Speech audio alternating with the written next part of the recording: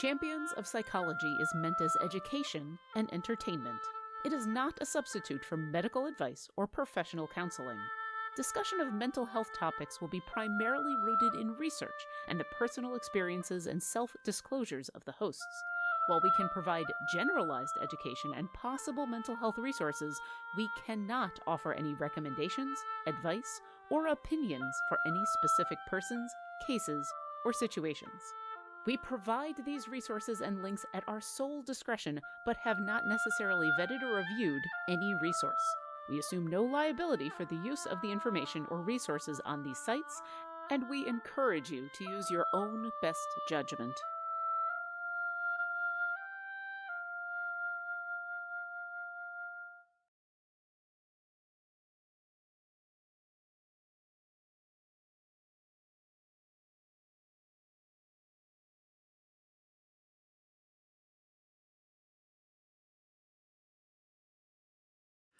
Hello, and welcome to Champions of Psychology, a show with the goal of openly talking about mental health and gaming presented by Codename Entertainment. I'm one of your hosts, Treavor Bettis, and joining me each week is an amazing person who is... Mitra Jordan. Woo!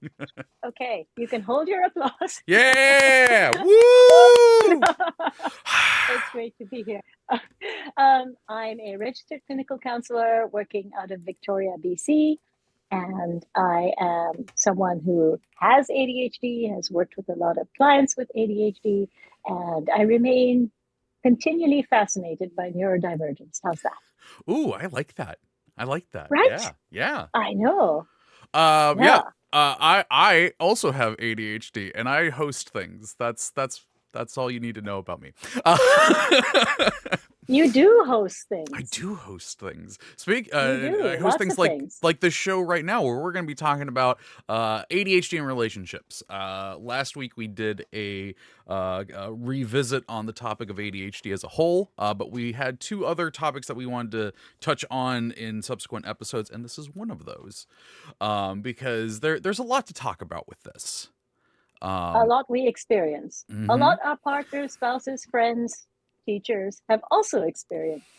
Yes. Also, Dr. B is in the chat already, and I love, Yay! quote, I have ADHD and host things. That's going to be my business card, Dr. B. That's going to be my business card. Sounds great. But I want to start things off like we like to do on this show. Why are we talking about this? We are talking about this because it's not talked about enough.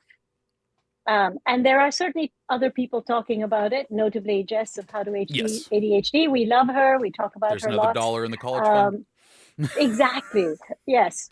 And so the thing is, while people talk a lot about ADHD and clinical presentations, your school life, how you survived, and how to all of the sort of time management tools and stuff like that, how to in fact cope with your ADHD, and also why aren't your tools working, judgment. But not enough people talk about just our experience in friendships. I wanted to discuss that from the perspective of someone who has lived with ADHD her whole life, as has my lovely host, Treavor. And so I think it's important to sort of present both our experiences and some of the pitfalls that come up in friendship and relationship with ADHD. So. Yeah, I do think that this is, again, we're not saying that no one has talked about it, but it is definitely one of those things that I don't think does get brought up enough in other circles, where it's just like, oh yeah, ADHD is difficult to manage, and you're hyper and you have trouble focusing and everything like that. But when it comes to like relationship part of it, it is very kind of solely focused on the individual, and it's not kind of talked about as a way of communication or anything. Like I know when you tell people, I have ADHD, social cues aren't always the easiest thing for me. People are surprised by that. And, understanding that, you may not have the rhythm of a conversation. You may be, diving too much in on your current hyper focus and not realizing that everyone else has already checked out in the conversation. Yeah, those are really big ones. So it comes down to communication style is a big part of it. Ages ago, I read this thing about what was called weavers and concluders. And so concluders are basically like, my point is, and they get to it. weavers are like, my point, because I have one, is that first I have to tell you about this forest, and Yep. I have to tell you about the sorts of trees in it and the animals. And then once we're done that, we'll talk about the house that was in the middle of the forest, and we're getting to who lives in the house. Don't worry, there's a point. But about the house, and that's kind of how, that's one of the, when we aren't in a position where we're like doing a presentation or have to stay on task, I'm looking at us today, we can often ramble or want to bring in broader Yeah. context or be interested or diverted by another part of the conversation. And so that certainly can be frustrating to people who don't have ADHD. So One of the things that I found interesting as a teenager is that people always told me like, "Oh, you should do stand up because you always tell your story like a stand up." And I'm like, "That's because I watched a lot of that and I realized that the way they told jokes was in this fashion of weaving things in, and so I just adopted that as telling any story." exactly. The other thing I think we learn to do when we have ADHD is use charm.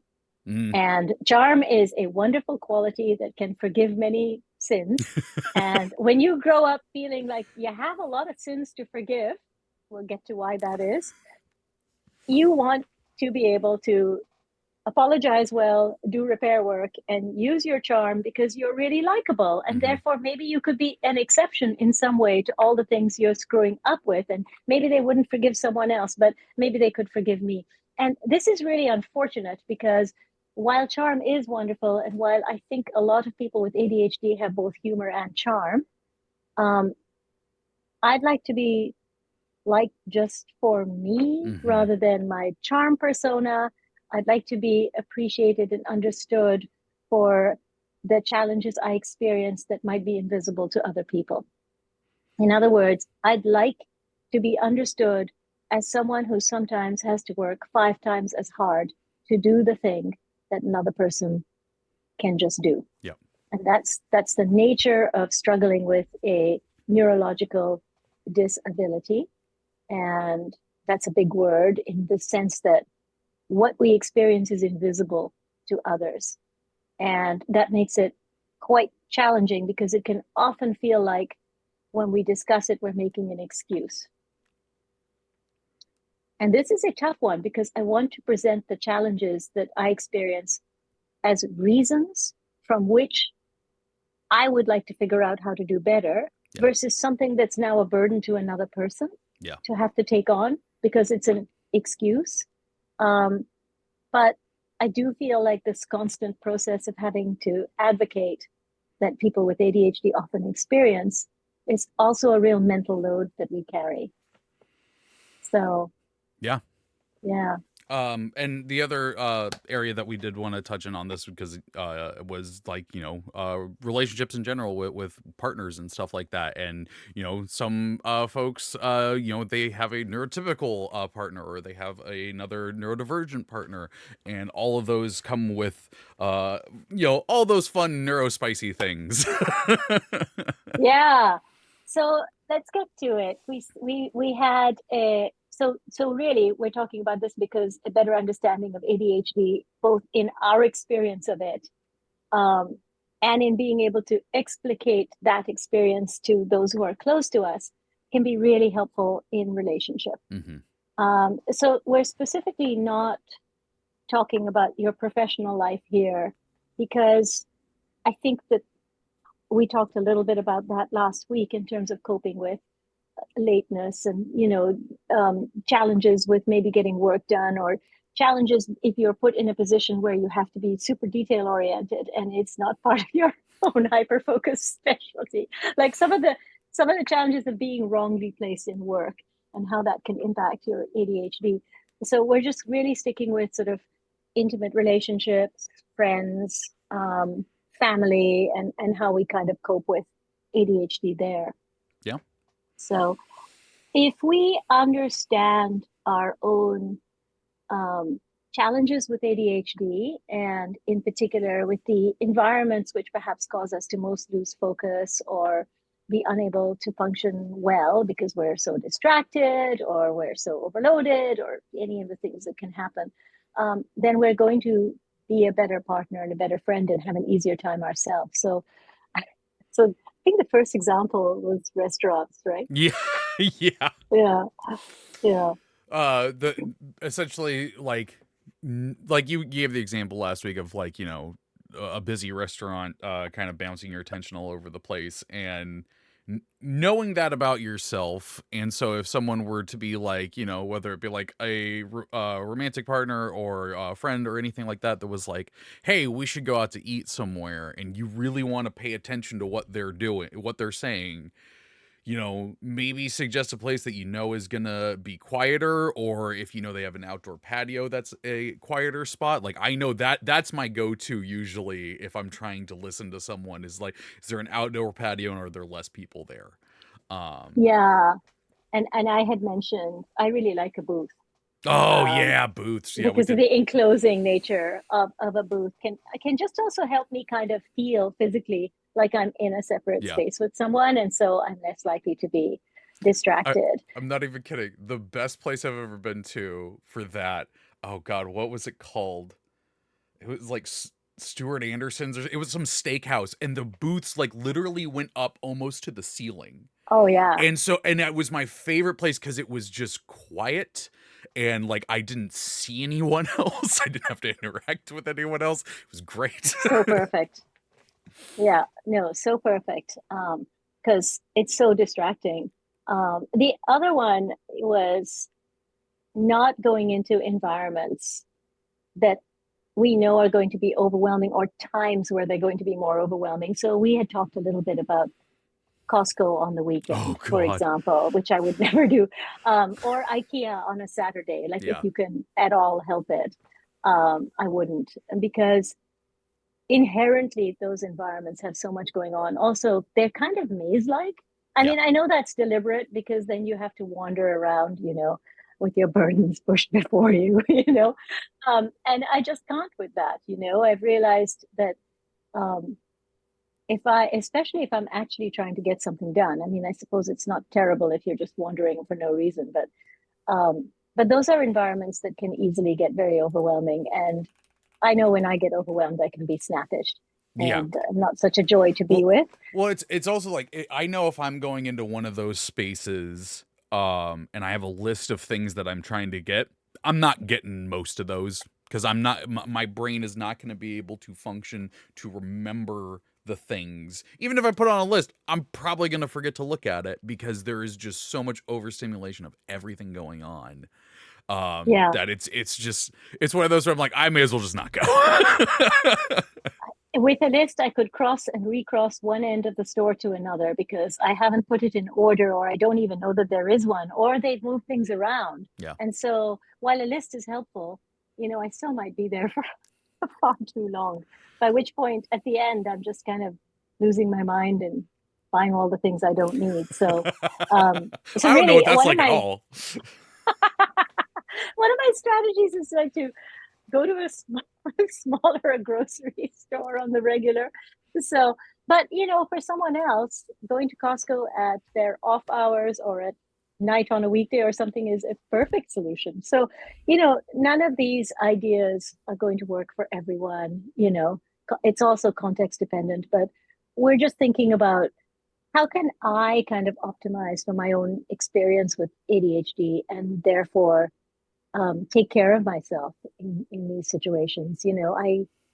I will sometimes go out to a busy restaurant, but then I'll face the other way if I can, so that I'm facing like an exit or something. I don't know, Yeah. some or the patio or something where I'm not as likely to be distracted by things that are there. So yeah, I think that also when my partner didn't know I had ADHD, and really when I didn't know I had ADHD, if we'd go out to eat and if I'd get distracted, I know that he would at times get frustrated with it. I also remember when I first picked up knitting, he got kind of frustrated that I was always knitting when we were talking. Mm. And for me, the sort of repetitive motion with my hands works kind of the way most fidget toys work for people, which is that it actually helped me pay attention. Yes. But before we understood about my ADHD, I think sometimes the coping tools that I had and was using were misunderstood by the people around me. So it was a relief to be able to both recognize the coping tools I was using, add to that, set of tools, and also be able to say, I'm doing this because it helps me manage my ADHD and it helps me listen to you better. Mm-hmm. Yeah. So, yeah. Another thing that we had on here was it was just we just put down a quote. It was like, do you break promises to other people? Mm. And this is a big one that I know folks with ADHD struggle with, and it messes with relationships in all areas. Of like, oh yeah, no, we'll totally do that. Like even just something as small as that, you forget that you said that, or that was made, or that the ball was in your court to set that up, and it didn't happen because you forgot about it, and that looks like a promise that you made and didn't keep it, and so there can be this observation of you that you are your word doesn't mean anything or anything like that, Or that you don't care enough. yeah. So Oh god, last year I visited my family that lives in the UK, and I got to hang out with cousins that I hadn't seen in a very long time, and it was just wonderful. And they all communicate via WhatsApp. And I don't know what it is. I don't love WhatsApp. I just don't. But my entire family on my mother's side, it feels like, they all communicate via WhatsApp. And I'm just like, anyway, the point is, do I have WhatsApp notifications set on? No, I do not. And so guess who doesn't pay any attention to WhatsApp for weeks or months at a time? And then we'll check in finally and realize there's been 8 messages from cousins. Yeah. And so I recently was chatting with them, and I got to see them because my mom was like, I'm going to FaceTime you. It's your aunt's 80th birthday. And I'm like, okay, cool. That's awesome. That's so great. She has ADHD. She fully gets the feeling of like being clued out about people. But I was like, oh yeah, I'm so sorry I haven't been in touch via WhatsApp, right? And so instead of, for the most part, it felt really joyful to see them. But there was a piece of me that was like, oh, I feel so guilty. I've been out of touch. Mm-hmm. Right? So when we don't follow up and then lose touch, we can end up, it becomes even harder to get back in touch because we kind of have to overcome our own guilt and shame. And a big part of this sort of promise keeping or holding on to promises or feeling like we haven't kept our promises is the shame. Because this underpins a lot of our behavior, which we will get to. But yeah, I think that Russ Barkley did a questionnaire on ADHD that looks a little bit in adults specifically, which looks a little bit less, not like the DSM version. And this was one of the questions on his. Do you break promises that you've made? And I just found the whole question heartbreaking because it immediately took me to that flooded place of, oh my God, yeah. Said I was going to show up at a certain time, or I said I was going to do something at a certain time, or, in university I would get extensions, then I wouldn't hand it in at that time. I felt I was personally letting my profs down. So all of that would really get in the way of these interpersonal relationships with people who really genuinely wanted the best for me. And my own self-esteem was so low at times because of these behaviors that I couldn't see a way to dig myself out of the pit, if that makes sense. And sometimes it seemed like the only way to do it is just to forget the whole thing, start over, which... Well, Lurking Writer pointed out in the chat, said, I actively say up front to people that I refuse to make promises because I don't want to break any, either accidentally or on purpose. That's me with borrowing stuff. I have stopped borrowing things, and I have stopped lending things because I either forget to give them back or I forget to ask for them back. And like, I'll be cleaning my house. I'm like, oh, There's those Always Sunny in Philadelphia DVDs that I borrowed from my friend 10 years ago. Oh God. Oh God. I'm in this picture and I don't like it. Oh, tell that. Why, Trevor? You didn't say this yesterday.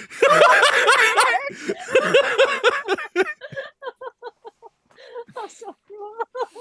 Yeah, it is that where it's just like eventually I feel like a lot of folks with ADHD get to the point where they're just like, I'm not doing this. I don't put the ball on my court. Don't do any of this. I'm going to, and like it makes. I mean, I was gonna say it makes you sound so negative, and you are being so negative. But it's that I just can't deal with any more of this future shame that I just don't want to even have the chance of it happening again, because I think we've all felt it so much just from day-to-day crap. Yeah, I think it is a really challenging aspect of dealing with ADHD, and it comes out in some interesting ways where, like, if we have relationships and partnerships, we feel less than sometimes. And this can make it really difficult to choose good friends. Mm-hmm. It's almost like, oh, they like me, it's going to be okay. I guess they like me, so, I'm in. And we don't stop to consider, and just did a really good video on this actually, on friendship. We don't stop to consider whether that friendship actually meets our needs. Mm-hmm. And the other thing that we can end up doing is we can get carried away and quite excited and feel a connection with someone and get quite impulsive about wanting to be in connection with that person, not perhaps looking or able to see the full picture. I love you, hyperfocus. Sometimes you're a pain. And also just getting kind of carried away with our own narrative about whoever it is. That they're just so great. And, I certainly went through enough sort of friendships and relationships that didn't work to also recognize that sometimes, because my self-esteem wasn't in the best place, I would end up giving and making more of an effort, and somehow thinking that if I was a good friend and somebody had negative thoughts or was fearful, it was up to me to show up at 2 a.m. to help them. Not really being able to kind of go, wait a minute, are these healthy boundaries for me? Is this a way to operate? Can I expect that person would be there for me? Yeah. So I think that taking a step back, trusting a little bit, and seeing how people behave afterwards is a really big part of, like, my journey was to kind of back up on friendships and just wait and see. And that's really kind of been much healthier for me. But I can still feel that sense of, oh, we have a thing. Yeah. I hope they call. And then they don't. And then I'm like, that has been one that oddly becoming, like doing podcasting, doing hosting and stuff like that has gotten me better with, because back in the day, like, like I'd have someone on like my old show, Difficulty Class or something like that, and like we'd become like really quick friends on there and everything, and then like just didn't talk to each other again. And like that, I was just like, oh, but like, I thought we were like, we became quick friends and everything like that. And that has really helped understanding this. Like, it's okay to just be like instant best friends with someone for a quick bit, and then nothing, and then just you don't talk or hang out or anything like that. But still, when you see that person again, like there's still that connection there, which is nice, especially if it is another neurodivergent person. Because like I will say, like, some of my favorite times doing like Idle Insights or anything has been when it's been another neurodivergent person, and we just have that ADHD click. That is true.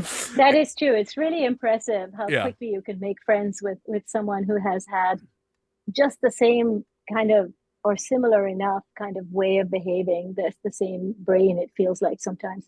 So I think that actually, Dr. B brought up a question we were going to get to, which is the excuses versus explanations. Yeah. Yeah. Dr. B says, question, how do you navigate ADHD being an excuse versus a legit reason for challenges in relationships?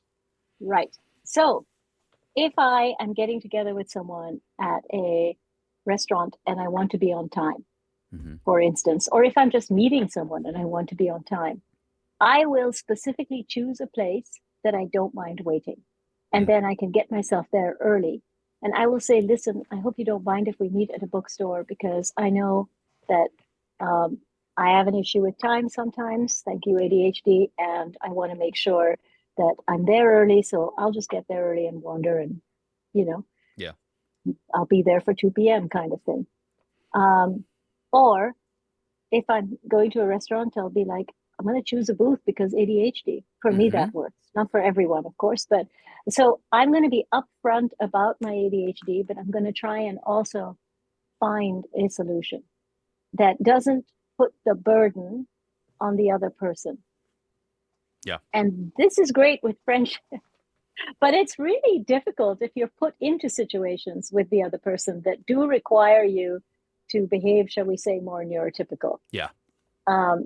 So if you're traveling and you have to get out of the hotel room by a certain time and you have to pack everything, and something that Eric's observed about me is if we're just there for a couple of days, it's fine. But if we're there for like a week, I spread out everywhere. And so gathering up my stuff is really something else.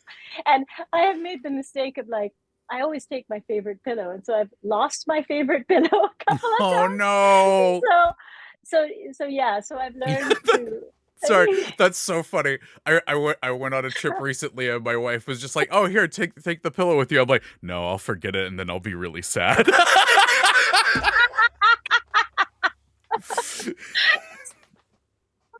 So I will pack quite a few things the night before. Yeah. So that I'm organized enough in the morning to do it, But that's something I've learned to do. Yeah. For a lot of time, I certainly didn't recognize the additional burden that my ADHD was causing people around me. It's been a process to recognize that, just as, of course, it's been a process. I didn't get diagnosed until after my children did, which is a not uncommon story with female-bodied persons with ADHD.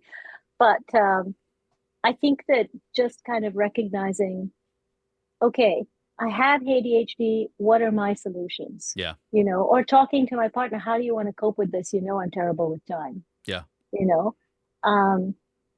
Because before I would, and this is where the shame comes in, he'd say, we really have to be here on time. And you're like, we're late leaving the house already. And I would go into, yeah, but I was a lot better than I was last time. And I'm doing better. And you shouldn't be mad at me, essentially, which, like, actually, I'm late. So it works way better if I can take ownership of this. We can both acknowledge why it's happening. Yeah. But it's still okay for me to say, in fact, it's important for me to say, yeah, I'm really sorry. Because the problem is, it got really difficult for many years coping with ADHD to manage the shame of being inadequate, getting it wrong, not showing up. And so you end up feeling like either it's okay that it's always your fault because you're a terrible person, essentially. The negative self-talk here is a really profound thing. And you just tell yourself, I must be lazy, I must be dumb, I must be this, I must be that. They have every right to be mad. And this, of course, really is detrimental in a relationship, because your partner may be a wonderful person, but they're not always right. They may also not be a wonderful person, and you might end up feeling like you're in quite an abusive situation, where they'll say things, for instance, like, why didn't you do X thing? And you'll be like, X thing? What X thing? And they'll be like, I told you last week. Yeah. And they could totally be gaslighting you. So you have to be careful where you place your trust, right? Yeah. Because it's so easy for us to be led around sometimes by our own lack of self-esteem and our belief that we're just not as good as everyone else. Yeah. This is one aspect of who we are. Yeah. It's an important one because it has some pretty far-reaching, Yeah. maybe global Unfortunately, it's characteristics. pretty foundational. But it's not about our ethics, our morals, our integrity, our humor, our beauty, our wisdom, our care. It's not about that. So we have to remember who we truly are. We have this challenge, but we're also pretty amazing. Yeah. And so to what Dr. B said for the question of like, navigating ADHD being an excuse versus a legit reason for challenges in relationships. Like as far as friendship goes, yeah, I'm fairly upfront about that. And it's usually it comes up pretty naturally because I don't remember anyone's name. and I will legitimately be like, "Hey, I'm really sorry. I've got ADHD. I cannot remember your name. Can you remind me what it is again?"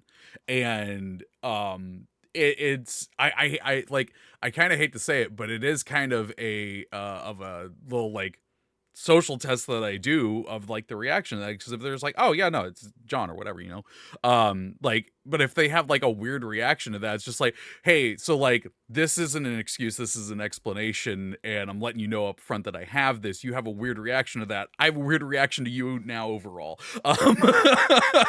So that's kind of that, and that's for me. Like, I'm not saying everybody do that. I'm I'm a bit of a jerk in ways of that, because I'm to the point where I don't necessarily, if that is going to be a thing where you're just like, you have any problem with me bringing up my ADHD or anything like that, I don't really care to talk to you. They're like, sorry, that's just something that comes up. That's something that happens.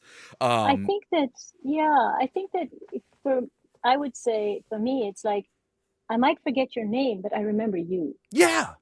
Yeah. And I think that's the piece that matters. And sorry, Dr. B said, I'm going to call everyone Bob.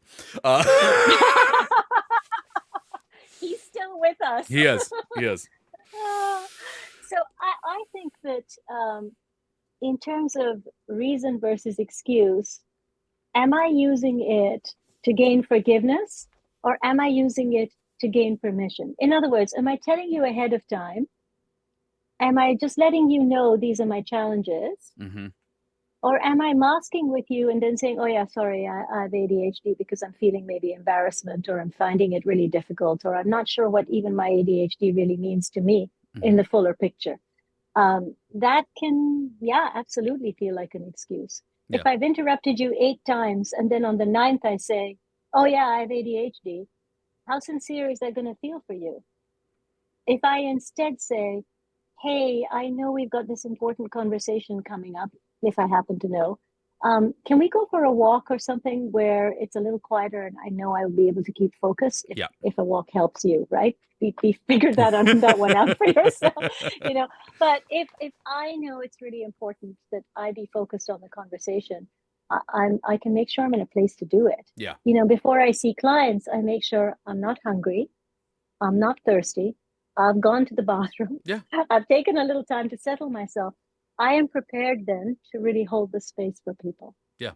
So if I come home and I'm tired and I've 8 things going on and I've one kid saying hi and another kid doing that, that's a harder space. And I have to make sure I'm creating room in those relationships to be present for people. Yeah. So basically, figure out what you need to do to be present for those you love. And then even if you've other struggles, they will trust that you're willing to create quality time, that you're willing to take the time and attention and give them what they need. It becomes much easier to figure the other stuff out. Yeah. So. No, I do like that one of like, hey, I'm really trying to focus on what you're saying. Can we step outside so like I can, my ADHD will not let me focus on this because all the noise in here. Can we go out here where it's quieter? I think, that is a great example of it. And that's again one of those where it's just like, if someone still sees that as an excuse or a hassle or anything like that, they're a jerk. Yeah, because everybody needs accommodations made for them. I used to have a friendship where the person had trouble with their knee, so we walked a lot slower. Of course, right? So in that sense, we're just asking to be seen as a human, really. Yeah. And we deserve to see ourselves as a human. We deserve to accept our challenges, to make space for them in our lives, to try and work with them instead of against them. That's such a key piece of it. Yeah. So, yeah. So we can, I was going to say that one of the challenges and one of the reasons we sometimes feel less than, we have to work on that one, is, for instance, my partner is the one who handles our banking and bill payments. For the most part, I handle my business ones, but I really work to do those ones. If I had to handle our household ones too, no promises are made and it wouldn't be a good scene. But so that's something he ends up having to shoulder, right? I've got other people in my life with ADHD where their partners are the ones who make all the travel plans, for instance. But I can hyper focus on a travel plan just fine, people. So I think that in terms of things like making plans, setting dates, organizing money, organizing a household, you may be really challenged by these things, and you don't want to leave it all to your partner. So you have to start strategizing together. But it's really important, and I learned this the hard way, to be upfront with your partner about these challenges. Because otherwise, what's going to happen is you'll say, oh, yeah, I'll get all the tax stuff to you. This is not personal experience at all. But I'll get it all to you, I'll make sure it's like, on time. And then it'd be like, oh, it's so hard today and I can't think. And also, I think my meds are wearing off. Also, I had this other appointment 3 hours from now, so I can't get into doing the taxes because I'm not going to have enough time. Oh, God. Because I don't freaking understand time. Oh, people. yeah. So, Yeah. Well, I want everybody to know, on this notes thing we have, there is literally a quote that says, your appointment is for 2 p.m. And then under that, the whole day is ruined.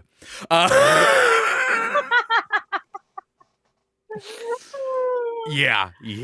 Yeah, now I'm waiting around till 2.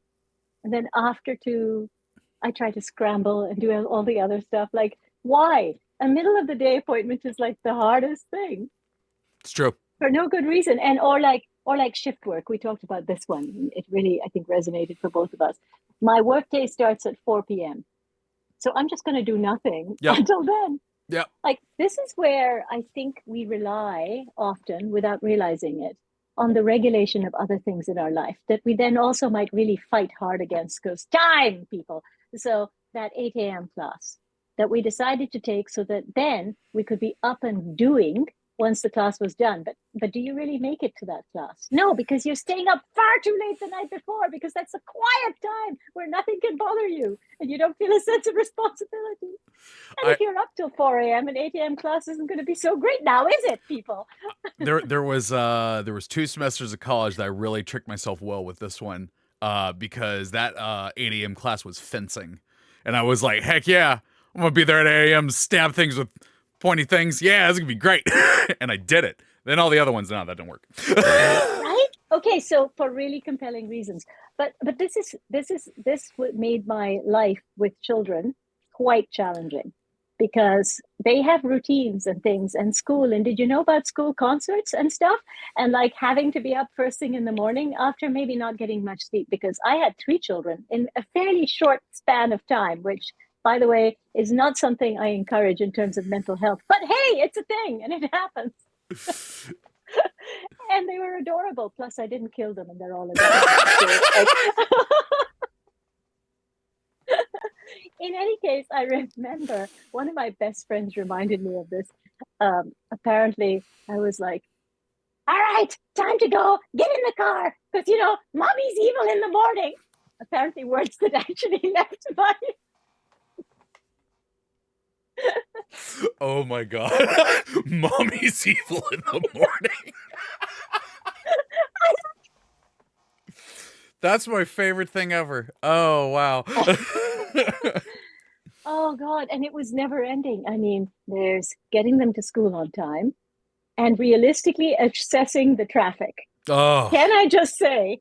And then school lunches, packing school lunches, people, organizing school lunches, especially when there's some very picky eater menu situations going down where somebody will only eat peanut butter, but it's not allowed in the classrooms anymore, or refuses to ever touch meat of any sort, but cheese is out because they're allergic, but you have to get protein into them somehow, but it can't be nut protein.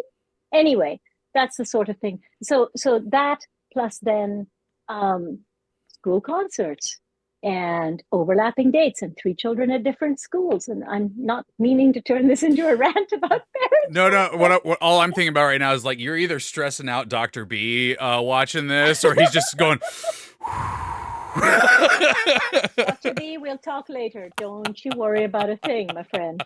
Don't you worry. It'll be fine. Cakewalk. Walk in the park. Easy. No problem. 1 child. How bad can it be? Anyway. Oh, boy. Yes. So it's regulating your children when you are challenged with being regulated yourself. And just, it's so important to acknowledge your own needs through this. Do you need time out? Can you get babysitting help? What we did in the end was we had 2 afternoons a week that I could call my own for 4 hours at a time. That made a huge difference. And then Saturday mornings, they belonged to my husband and I got to sleep in. Woo! So you find your way. But I think the first thing is to recognize your own habits. And I used to end up staying up quite late because that was the time I was never interrupted.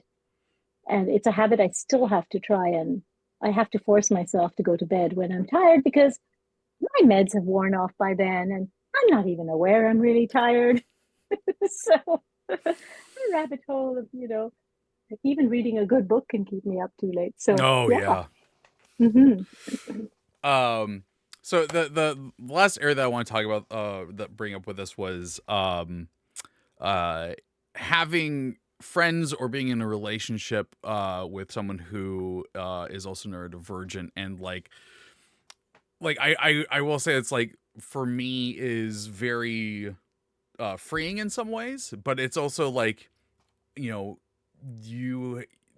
understanding that comes with it, because when you have a group of people who, as friends, who are all neurodivergent, like, there's times where even I'm just like, well, why didn't they? Well, no, it's because of this. Like there's still those frustrations there of like, I now will understand frustrations that people have with me, with my ADHD and stuff. But the thing is, though, is that I'm gonna come from that place of understanding a lot more, because I'm like, I've done that, I get it, and like, we'll probably talk about it or something like that, but it's not in the way that I have experienced with other people, where it is coming down on this like, well, you forgot to do this and you said we were gonna do that. The understanding there is like, it's really nice. And my partner, she also has ADHD, and like, our ADHDs are different. Like we have different types of ADHD. And so there are struggles there for both of us of like, understanding, how hers presents it and how mine presents. But at the end of the day, like, we both have this knowledge about ourselves and are able to have a calm conversation about it, because we know that these are things that happen with being neurodivergent. Absolutely. So I think that we have to be aware that people can present differently with ADHD. And so, one of my closest friends deals a lot with the hyperactivity piece of ADHD, and is quite rare in this because many adults, I think last week we talked a little bit about how hyperactivity can present quite differently in an adult than in a child. Yeah. So yeah, I don't think in all our years of friendship, which number, I don't know, I think 14 at this point, maybe 15, we have, unless we're in my home or hers, we've never watched a movie together, in a movie theater, right? And luckily, it's not been a major priority in the friendship. But if we were really movie buffs, and I wanted to see the latest, if you were doing a movie review podcast, it'd be a problem, right? It would be a bad idea. So part of it is also just recognizing that there's overlaps, and then there's ways in which we might be quite different. Mm-hmm. So yeah. I want to leave room to address any questions if we have them. We do have lots. We always have lots we can say. Well, yeah, But, we right now we just have the Dr. B question that we got there. If anyone does have any other questions though about this topic, you can put it into the chat with question : then your absolutely. question, and we'll see about answering them. Yeah. So one more thing that we didn't address earlier was we sort of addressed the idea of breaking promises, right? Mhm. But there's one of the things that sometimes comes with ADHD is this idea of jack of all trades, master of none. You know, the excitement and hyperfocus sometimes on new hobbies, for instance, or career choices. Yeah. You know, and not being able to stick to the same career. And I think it's clear that these can both be issues in relationship. For example, if you are someone who gets really excited about a new hobby, goes out and buys all the kit, you know, gets really into it for about 5 minutes, and then that's it, you're done, you know. So that's not necessarily going to go over so well. I am not a sporty person. It's probably very clear to almost anyone in my life who knows me that the great indoors is quite favored by me. But when I was in my teens, for about 5 seconds, I got into hockey, and I insisted on buying. This was not the ice kind, but the grass kind, I guess. Yeah, field hockey. Field hockey, exactly. I got into field hockey, and for about 5 seconds, I got into cricket, because that was a common thing where I'm from. I never really understood the rules of either of these games because, it's too complicated. You know, don't make me learn things that I'm not interested in that include numbers like scoring. What's scoring? I hit the ball. I just hit the ball, right? I hit the ball. The wrong way to the wrong team, but like, hey, I hit it, right? Anyway, the point of that is that I then acquired equipment for these sports. And they both sat under my bed gathering dust. And my grandfather, who had a big hand in raising me, you would routinely bring this up in conversation. Your sports days, you remember them well. So, I think I remember, certainly as a teen, feeling that underlying shame I'm talking about. Didn't stick to something, quits things, is flighty, right? So I think we have to look at themes here in terms of interests. If crafts is your thing, you might be interested in trying a lot of different ones. Borrow something. No, wait, don't borrow something. Go sit with a friend. Find a way to try things out first without investing in them, I guess is what I'm saying. But I think that the fits and starts, or the flip from one thing to another, which can make us look flighty, is something we need to manage and think about. There needs to be a gap between enthusiasm and action, is what I'm saying here. And it's not always easy to do when you get really excited and then hyper-focused and then do all the research and then, but then you realize you start the thing and you actually don't like it very much. I don't know. So it can happen. Or there's there's the other one too, where it's just like, because like the whole time you've been talking, I've been thinking about my electric guitar and bass that have been collecting dust. And like, I do really enjoy playing them. I just, all of the other interests like compacted on top of those and pushed those away to the point that I didn't do them anymore. And like, I still like the idea of like, taking down the bass and playing something on it, but like, I don't do it regularly or anything like that, because like, there's a new video game out, or there's a new book out, or I'm working on a project or anything like that. And I'm sure there's far more hobbies than just those two that are around this house. But yeah, there's also plenty of them that I just completely lost interest. There's a whole box of crochet somewhere around here where I just gave up on it. I mean, I can understand that. I had trouble with crochet, but not to get specific. I hear you. And I think that the challenge here is, if, say, you start doing something with your partner, and then they're really enjoying it and you're not, finding a way to navigate that, or finding a way to try something that you can both get excited about doing, if that's the aim, or getting to do something with a friend that you enjoy, and being able to find something that you both think you can stick to can be important. So don't get stuck in something you hate, obviously, but this is where I think being able to play together and have a sort of continuing hobby or shared joy in something can really help. So, yeah. Well, so, the Thor outfit says, question, is it like hoarding? I mean, no. That is I see that as a different thing that's going on there, because I definitely gotten rid of a lot of the hobbies that I didn't do. Yeah, I think you can be a hobby hoarder. It's possible. I think because the part of the problem can be, say you have a small space and you put things away. One of two things can happen. Either it's a continuing hobby and you forgot you bought that particular tool and now you have 5 of them because you couldn't find it. Oh, God, it's a factor.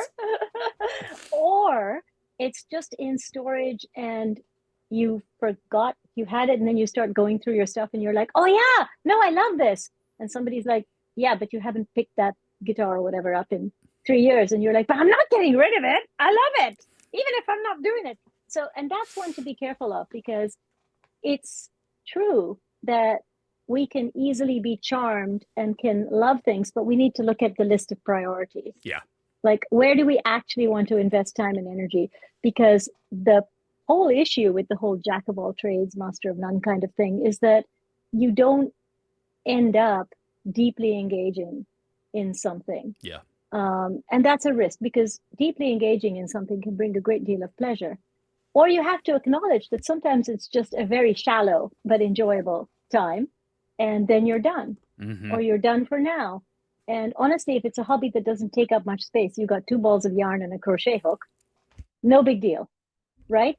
But we know some hobbies take up a lot of space, and some hobbies have involved expensive equipment that we're now not using because hyperfocus is a thing, and you can get real excited about very expensive tools that you then don't use. I didn't pay $30 for a paintbrush to paint minis.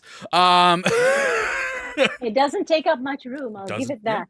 The last thing, or good. I was just going to say, the concern about this kind of thing is how it can apply to not committing to careers and other broader things in our life. So not getting into that at this point, but recognizing that finding something that interests us and can hold our attention is a really big part of choosing a career that's going to work for you. Finding something that has variety in it as well as consistency. That you can love and can do would be great. You know? So, yeah. The last thing I'm going to say is because only because you brought it up twice, the jack of all trades, master of none. I always like to remind people the last part of that sentence, or that phrase that never gets brought up, but still more useful than a master of one. So yes, well said.